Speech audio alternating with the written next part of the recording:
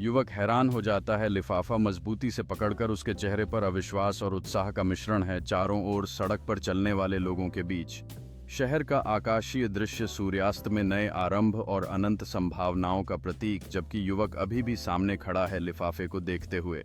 एक युवा हर दिन एक बूढ़ी महिला को सड़क किनारे भीख मांगते देखता था। एक दिन उसने पैसे देने के बजाय पूछा, अम्मा आप यहाँ क्यों बैठी हैं? बूढ़ी महिला मुस्कुराई और बोली, लोगों को लगता है मैं भीख मांगती हूँ, मगर मैं मानवता आजमाती हूँ। जो मुझे इज्जत देता है उसे इनाम देती हूँ। फिर उसने अपने थैले से एक लिफाफा निकाला, युवक को दिया और चली गई। लिफाफे में था, तुम पास हो, ये 5 लाख रुपए तुम्हारे हैं एक नई जिंदगी के लिए।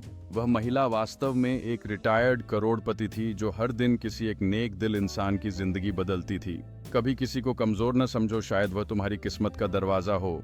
युवक पार्क की बेंच पे बैठा है, लिफाफा अपने सीने से लगाए हुए, सोचते हुए कि वह पैसे का उपयोग अपने जीवन को बदलने के लिए कैसे करेगा। बैकग्राउंड में पेड़ और खेलते बच्चे।